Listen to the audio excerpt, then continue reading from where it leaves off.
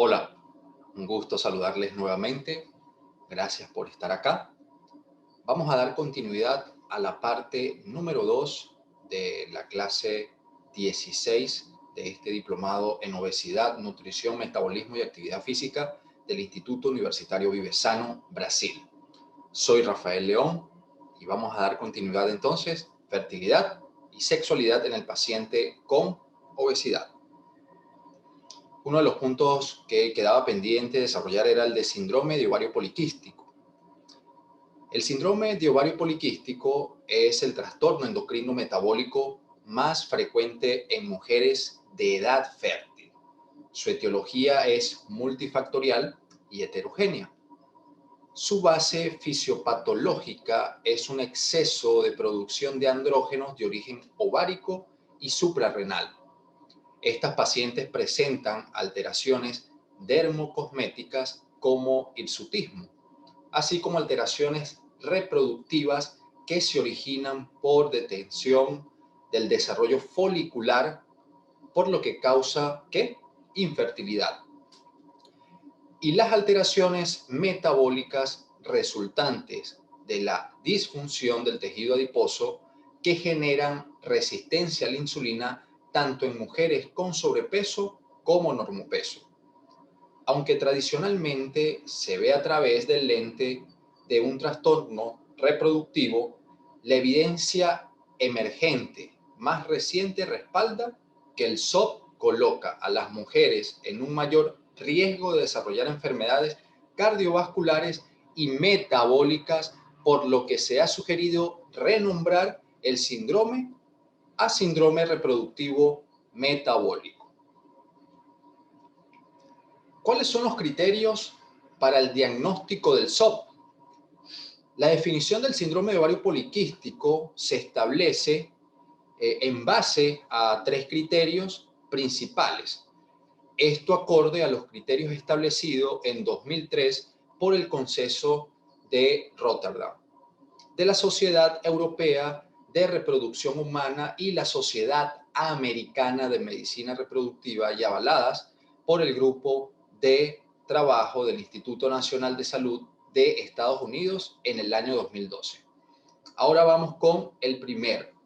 ¿Cuál de estos tres ya mencionados, o como bien decía que estaba estructurado? Vamos con el primero, que es la disfunción ovulatoria, bien sea oligomenorrea, amenorrea, polimenorrea e incluso abarca también ciclos menstruales regulares, pero sin ovulación. El segundo criterio, hiperandrogenismo, bien sea clínico o bioquímico o incluso ambos. Y por último, morfología poliquística ovárica. Para que se defina existencia de SOP, tiene que existir dos de estos tres criterios señalados anteriormente. Aparte, es importante señalar que existen situaciones clínicas que pueden presentar hiperandrogenismo, como hiperplasia suprarrenal, hiperprolactinemia o disfunción tiroidea, que pueden presentar los mismos síntomas que el SOP y tener una estrategia de tratamiento totalmente distinta. El hiperandrogenismo clínico se evalúa con un sistema de puntuación de hirsutismo de Ferriman-Gallwey. A cada una de las 9 áreas, como podemos observar, a estas nuevas áreas corporales, se le asigna puntuación que va desde 0, que es considerado sin pelo, a 4, francamente viril. Estos puntajes se proceden a sumar para proporcionar un puntaje total de hirsutismo hormonal.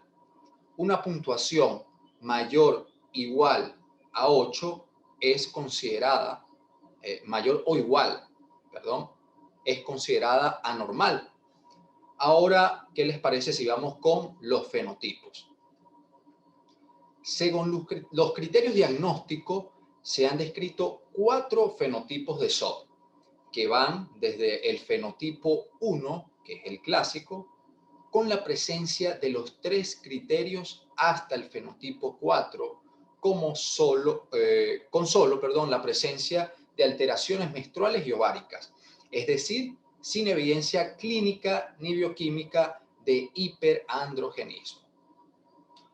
Los subtipos que presentan hiperandrogenismo tienen mayor riesgo de desarrollar enfermedades cardiometabólicas a largo plazo, casos como hipertensión arterial o dislipidemia, entre otros, siendo la prevalencia de mayor riesgo cardiometabólico para el fenotipo 1 con un 66% y para el fenotipo 4 de 9%. Etiología y fisiopatología del SOP.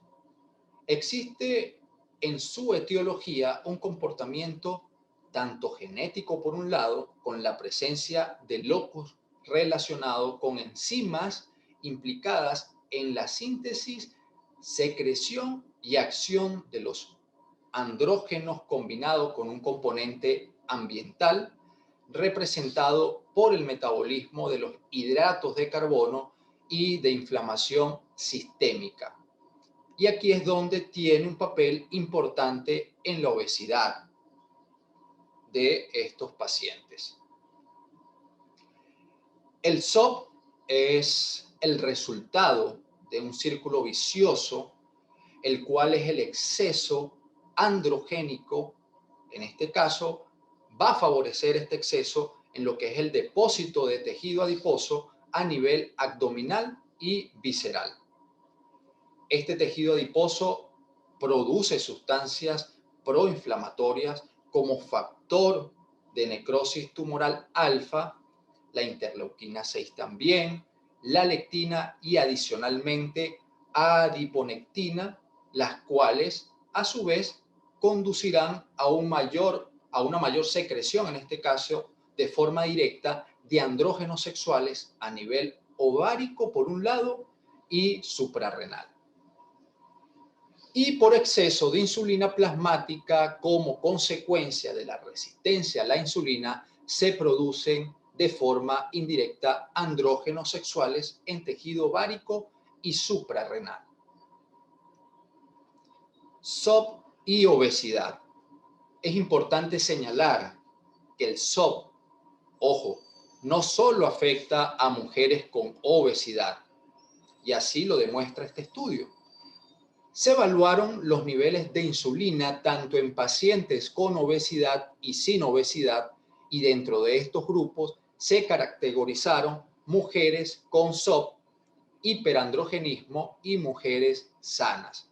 ¿Qué se observó? Se observó que las pacientes con hiperandrogenismo, tanto las del grupo normopeso como las que tenían obesidad, presentaron niveles séricos de insulina más altos en comparación con el grupo control. Es decir, sin en este caso, hiperandrogenismo, ¿sí? Sin embargo, las mujeres con SOP y obesidad tienen una mayor resistencia a la insulina en comparación con las mujeres que tienen SOP, pero sin obesidad, lo que indica que existe una interacción significativa entre índice de masa corporal y SOP, concluyendo que el efecto de la obesidad sobre la resistencia a la insulina es un elemento indudablemente añadido al desarrollo de SOP.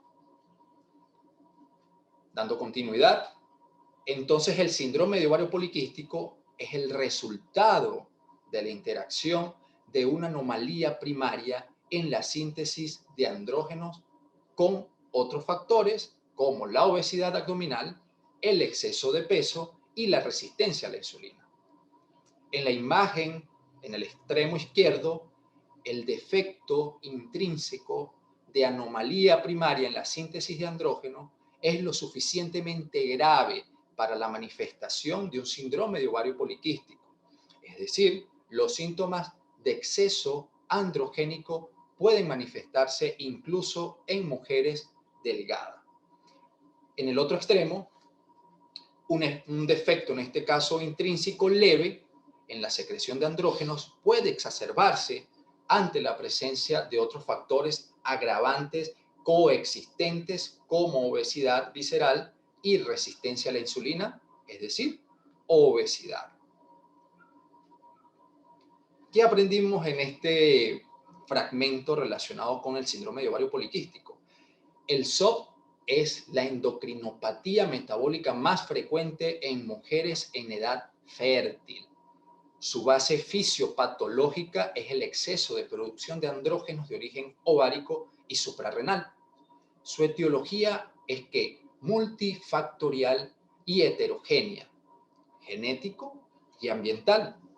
No todo paciente con SOP presenta obesidad, sin embargo, la obesidad es un valor aditivo para el desarrollo de SOP. Y por último, el SOP coloca a las mujeres en un mayor riesgo de desarrollar enfermedades tanto cardiovasculares y metabólicas. Alimentación y fertilidad. Es importante tomar en consideración de sumar elementos a una herramienta fundamental en el encuentro cara a cara con nuestros pacientes o clientes. Un elemento que comúnmente interrogamos en esta anamnesis indudablemente que es la edad. Pero recuerden ustedes en la primera parte de la clase que a mayor edad tiende a reducir esa tasa de fertilidad, ¿sí? Por lo tanto, es un elemento importante a tomar en cuenta en esta anamnesis. Otro elemento importante a conocer es la cantidad de hijos que tienen, en este caso la pareja, si es que nos acompañan en pareja a la consulta, porque esto nos permitirá determinar si es una infértil primaria o secundaria, como muy bien lo definimos en la primera clase. Elementos como conocer el ejercicio, si hacen actividad física, por su implicancia en la regulación hormonal, conocer la dieta, la anamnesis relacionadas con la alimentación y la nutrición, y por supuesto la composición corporal que abarque desde el peso, talla, circunferencia de cintura, cadera, circunferencia abdominal, ¿sí? Circunferencia de cuello, tantos elementos que más adelante colegas les explicará a mayor detalle. Así que eso está por allí como una sorpresa. Otro elemento importante, la exposición al calor, que aunado a esto está el uso de ropa interior, aunque lo crean o no. Aquellos hombres, por ejemplo, que se colocan su ropa interior normal, un short y posteriormente el jean o el pantalón, esto producirá un ambiente nada favorable para los testículos, teniendo entonces implicancias en lo que es la espermatogénesis. Exposición a tóxicos, un ejemplo acá como la formalina, el formol, que hacen uso muchas veces el personal que está relacionado con el manejo de cadáveres, por ejemplo. Traumatismo testicular, un elemento a tomar en consideración de estar presente frente a un infértil primario.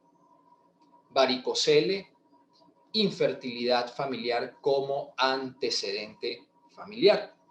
Y por supuesto, el interrogatorio relacionado con la alimentación y nutrición que involucra encuestas alimentarias, recordatorio de 24 horas, frecuencia de consumo, para un poco determinar el porcentaje de adecuación de macro y micronutrientes y el aporte energético, bien sea si hay un déficit calórico o hay un superávit de calorías, para entonces proceder y tener clara la ruta para definir un plan dietoterapéutico ajustado a la meta de un paciente, en este caso, con obesidad y posiblemente infértil primario o secundario. En esta lámina bastante colorida se reflejan los patrones dietéticos que se asocian con infertilidad, en este caso masculina. El color naranja, como lo vemos de un lado, el alto consumo de alta ingesta de café y alcohol, alto consumo de dulces y bebidas azucaradas, alta ingesta de grasas, alta ingesta de proteínas a base de carne procesada, alto consumo de alimentos de soya, alto consumo de papas fritas, alto consumo de quesos y lácteos enteros. Y del lado izquierdo, el color verde, un bajo consumo de productos lácteos bajos en grasa y leche desnatada. Aves de corral, baja ingesta de ácidos grasos poliinsaturados, especialmente omega 3, principalmente a través de pescados y mariscos, bajo consumo de fibra dietética, principalmente a través de cereales, bajo consumo de vegetales y frutas y bajo consumo de antioxidantes, vitamina E, el beta-caroteno, vitamina C, selenio, zinc, licopeno, vitamina D, entre otros. Vuelvo y repito, patrones dietéticos que se asocian con infertilidad masculina. Derecho alto consumo, lado izquierdo bajo consumo.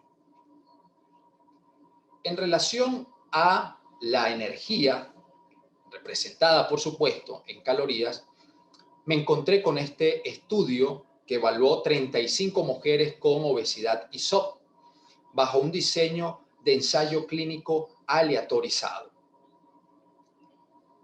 El plan nutricional, la determinación del requerimiento calórico total fue determinado a través de Harris Benedict y se tomó en consideración para llegar a un déficit calórico restar 1000 calorías a este requerimiento calórico total. Se estructuraron dos planes de alimentación, uno alto en proteínas, ¿sí? Y vemos allí la fórmula dietética, y otro alto en carbohidratos. ¿Y qué se encontraron en estos dos grupos, ¿sí? Con obesidad y SOP? Bueno, por un lado, las variables que fueron determinadas del lado izquierdo, que tenemos peso, presión arterial, tanto sistólica como diastólica, circunferencia abdominal, circunferencia de cadera, relación de circunferencia abdominal y circunferencia de cadera, y por último, el Ferriman-Gallwey Score de hirsutismo. Y vemos del lado derecho cómo fue el comportamiento del grupo que percibieron de mujeres una dieta alta en proteína y una dieta alta en carbohidratos, donde se presentaron reducciones de estas variables. Vemos en el peso, en ambos grupos, vemos que en este caso la presión sistólica fue también en ambos grupos. En la diastólica no se encontraron modificaciones. En la circunferencia abdominal sí, para los dos grupos, al igual que la circunferencia de cadera. Y también, por supuesto, la relación de circunferencia-cadera. En lo que respecta a Ferriman-Gallwey Score, solo del grupo de mujeres que presentaron una alimentación alta en carbohidratos.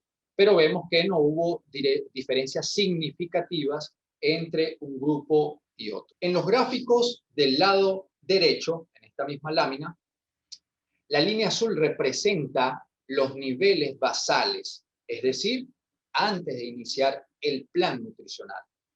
La línea de color rojo indica los valores posterior al cumplimiento del plan.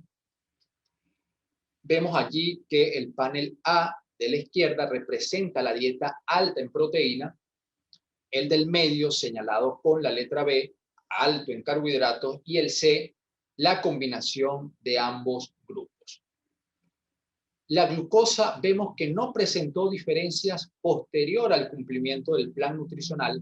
Sin embargo, tanto la insulina como la leptina presentaron ¿qué?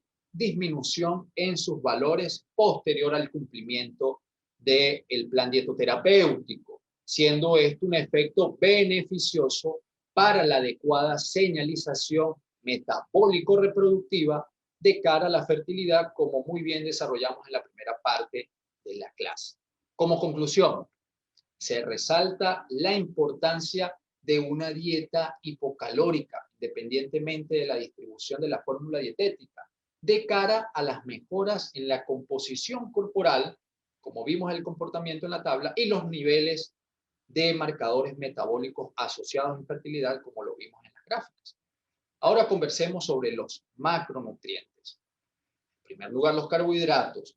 En esta revisión, la elevada carga glucémica en la dieta parece estar relacionada con niveles elevados de glucosa en ayunas, hiperinsulinemia e insulinoresistencia, que son responsables de una mayor liberación de IGF-1 y además andrógenos que finalmente resultan en alteraciones endocrinas y defectos de maduración de los ovocitos y por consiguiente que la infertilidad. Pasamos a las proteínas. En estos dos trabajos se extrae como relevante importancia de que la dieta rica en proteínas se asocia con niveles más bajos de testosterona y posible correlación entre la ingesta proteica y la síntesis de andrógenos. En la parte inferior, consumo de proteínas vegetales se asoció con un menor riesgo de infertilidad ovulatoria, siendo estadísticamente significativo en mujeres mayores de 32 años.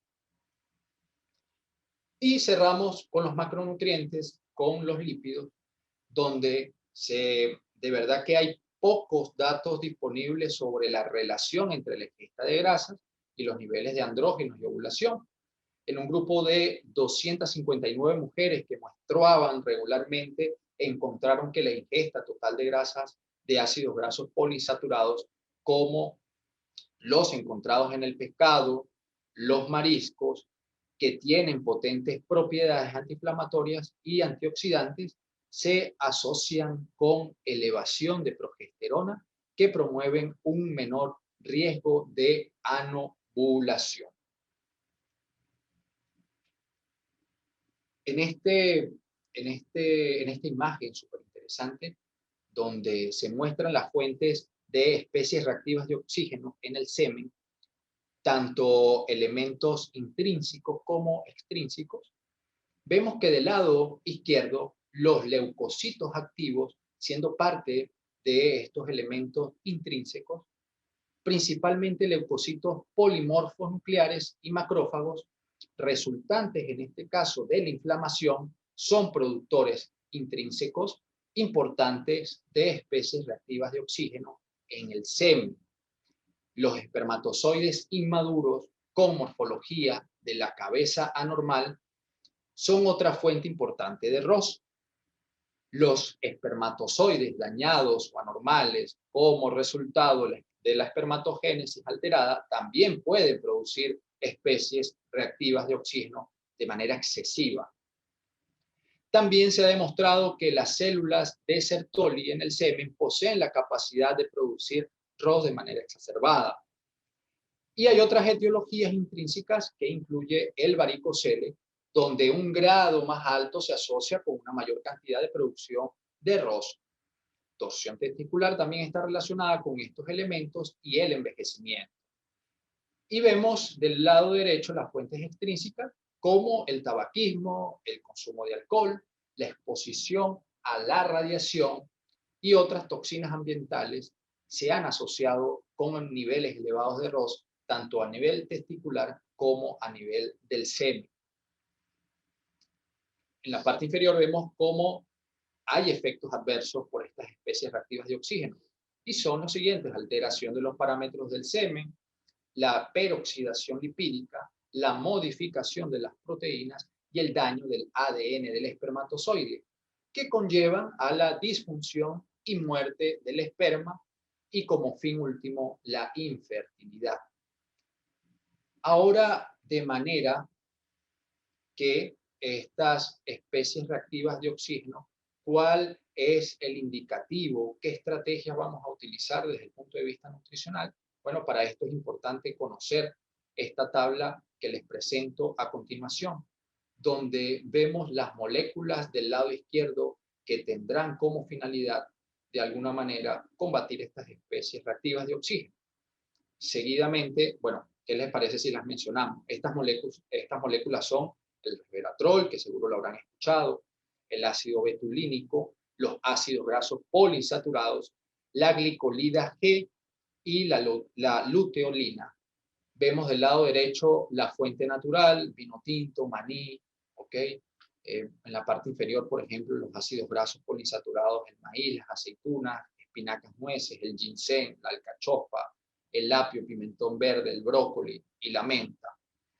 Vemos el mecanismo de acción donde hay acciones tanto antiinflamatorias, vemos acciones inmunomoduladoras, vemos también antiapoptóticas, vemos también acciones antiangiogénicas y del lado derecho, ya en la parte final de este recuadro, ¿cuál termina siendo el órgano objetivo?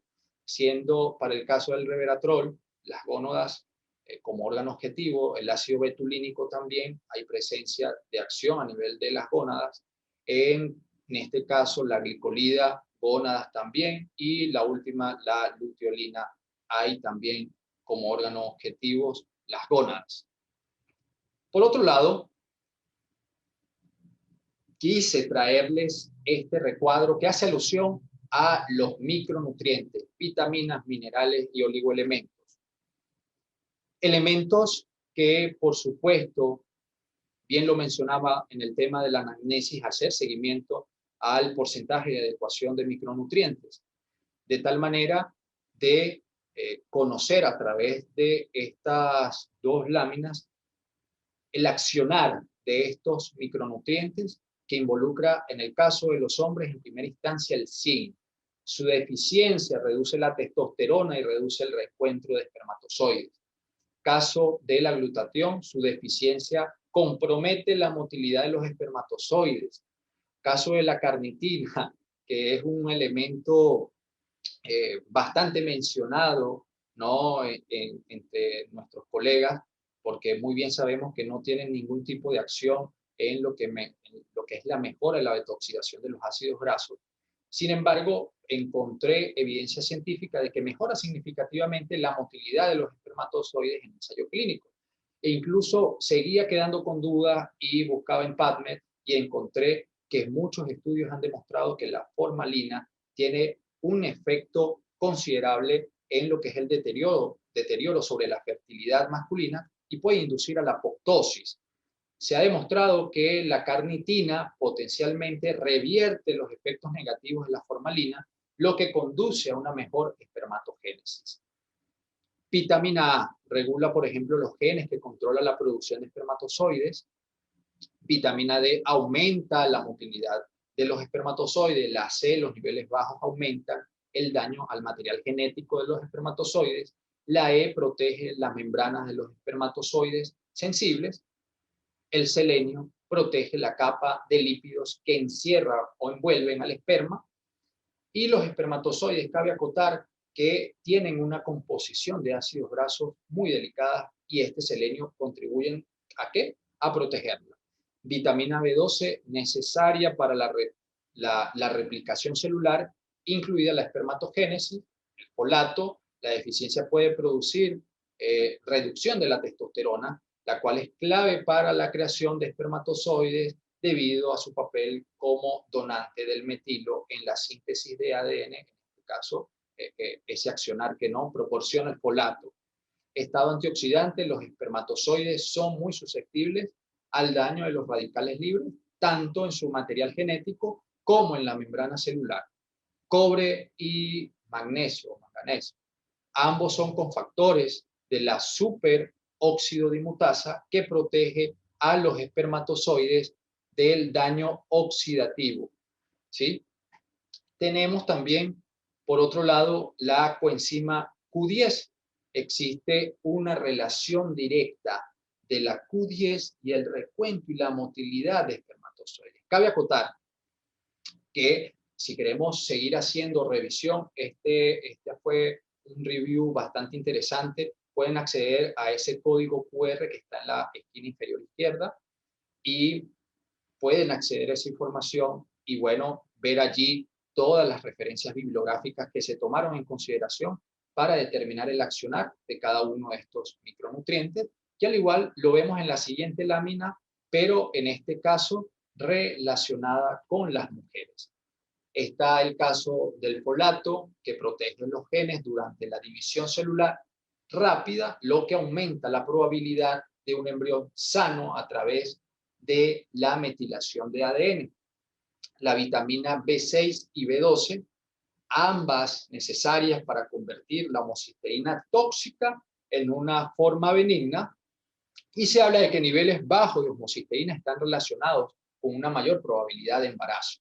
La vitamina C aumenta los niveles de progesterona sérica, la vitamina D, niveles más altos relacionados con mejores tasas de éxito de fertilización in vitro.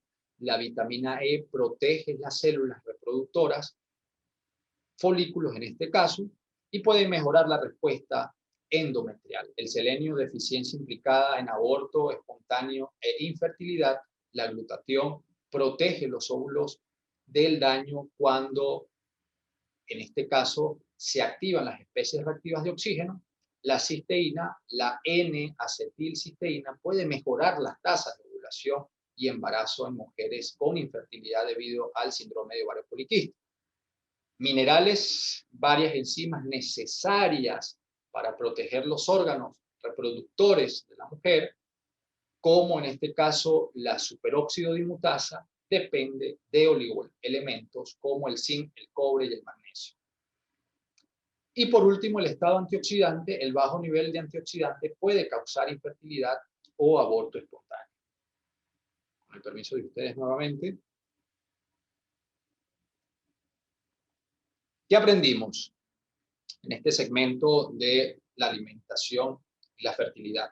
Un plan de alimentación hipocalórico está asociado a la reducción de peso y circunferencias corporales, asimismo disminución de niveles séricos de insulina y leptina. La elevada carga glucémica en la dieta está relacionada con niveles elevados de glucosa en ayunas, hiperinsulinemia e insulinoresistencia, trayendo alteraciones endocrinas y defectos de maduración de los ovocitos. Existen fuentes de especies reactivas de oxígeno en esperma, tanto exógenas como endógenas, que conllevan a la disfunción y muerte del esperma y, por consiguiente, la infertilidad. Gran variedad de micronutrientes están asociados a mejorar la fertilidad masculina y femenina. Ahora vamos con este último punto, que es la sexualidad y obesidad. De acuerdo con la Organización Mundial de la Salud, la sexualidad humana se define como un aspecto central del ser humano a lo largo de toda su vida. Abarca al sexo, las identidades y los roles de género, el erotismo, el placer, la intimidad, la reproducción y la orientación sexoafectiva. La sexualidad se trata de un aspecto determinado por la interacción de factores biológicos y hormonales, psicológicos y socioeconómico-políticos.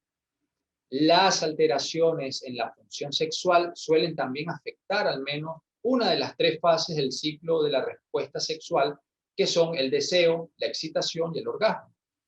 En los hombres, la disfunción eréctil es el aspecto de la respuesta sexual más afectado por la obesidad, y muy bien lo detallamos en la primera parte de esta clase.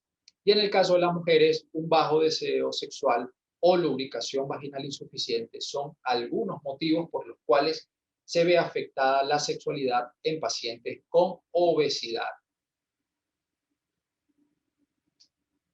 En este caso, como mencionamos, la disfunción sexual en las personas con obesidad puede deberse a múltiples factores. La obesidad afecta directamente la regulación hormonal tanto en hombres como mujeres, como muy bien hemos descrito previamente. Y esto conlleva una disfunción sexual. Además, una disminución del óxido nítrico también se ha ligado a esta situación. Y es que el óxido nítrico es un neurotransmisor gaseoso que contribuye a la erección del pene al relajar el músculo liso de la periferia, facilitando lo que es la vasodilatación y aumentando lo que es el flujo sanguíneo arterial al pene. Por ende, la disminución de la disponibilidad de óxido nítrico, como se observa en los pacientes con obesidad, contribuye al deterioro de la integridad vascular y, por consiguiente, disfunción eréctil. En el caso de las mujeres, una reducción de la disponibilidad de óxido nítrico disminuye el flujo sanguíneo hacia el clítoris, la vagina, los labios mayores y los labios menores, responsables de la lubricación vaginal. La obesidad, además, se correlaciona positivamente con diferentes enfermedades crónicas, caso como la diabetes, la dislipidemia e inflamación crónica, que aumentan el riesgo de la disfunción sexual, especialmente en los hombres. Ahora, los factores psicológicos lo veremos en la siguiente lámina. En la cultura actual, el estigma, la imagen corporal y la baja autoestima resultante de la obesidad generalmente se asocia con la evitación sexual y las mujeres informan mayores efectos que los hombres. También la obesidad se ha relacionado con otras consecuencias psicológicas negativas como el estrés, la angustia, la depresión, la ansiedad generalizada, y la ansiedad se relaciona con el mal desempeño sexual. Por ejemplo, en los hombres, un alto nivel de ansiedad puede inferir en el proceso eréctil normal, ya que la ansiedad generalmente provoca una respuesta del sistema nervioso simpático, mientras que el proceso de erección exige una respuesta predominante del parasimpático. En este estudio reciente sobre el uso de la quispectina, un elemento que detallamos en la primera parte de la clase, el uso de la quispectina para mejorar las respuestas cerebrales a las señales olfativas y visuales de atracción en los hombres es muy interesante. Los investigadores tomaron a un grupo de hombres a quienes administraron hormona quispectina, fíjense ustedes. Luego de esto, los hombres fueron expuestos a un agradable aroma femenino alterado con placebo. Durante la tarea olfatoria utilizaron un análisis de función por neuroimagen. ¿Y qué demostraron? Demostraron que en respuesta a señales olfativas de atracción en los hombres, la hormona reproductiva quispectina mejoró la actividad cerebral en regiones del cerebro que corresponde a áreas tanto olfatorias y límbicas y que gobiernan el comportamiento sexual y la percepción de la belleza. Esta respuesta fue más eficaz en hombres con puntuaciones de calidad de vida sexual más bajas. Estos resultados identifican la señalización de quispectina como un nuevo objetivo terapéutico para trastornos reproductivos psicosexuales relacionados con ya todo lo que hemos venido desarrollando, lo cual es sumamente interesante, ¿no? ¿Qué aprendimos en este segmento de la clase? La respuesta sexual es multifactorial. En hombres, la disfunción eréctil es el aspecto de la respuesta sexual más afectado por la obesidad. En mujeres, la disminución del deseo sexual puede desencadenar lubricación vaginal insuficiente, entre otros.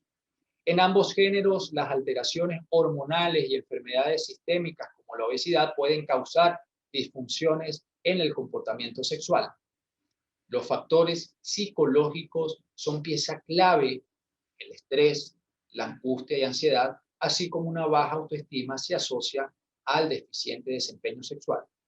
La quispectina mejora la actividad cerebral en regiones del comportamiento sexual y se considera un nuevo objetivo terapéutico en esta área. En resumen, queridos estudiantes, dentro de las múltiples consecuencias que genera la obesidad, podemos sumar la infertilidad indudablemente.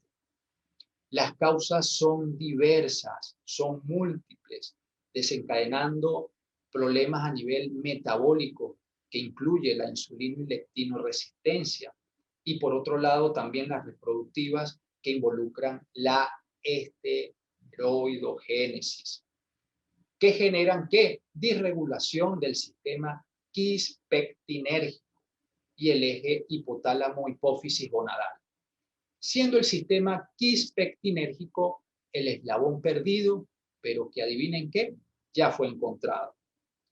Entre el balance energético y la fertilidad. En relación al SOP, la obesidad es el principal factor de riesgo para el desarrollo de fenotipos con mayor tasa de complicaciones, entre estas la infertilidad.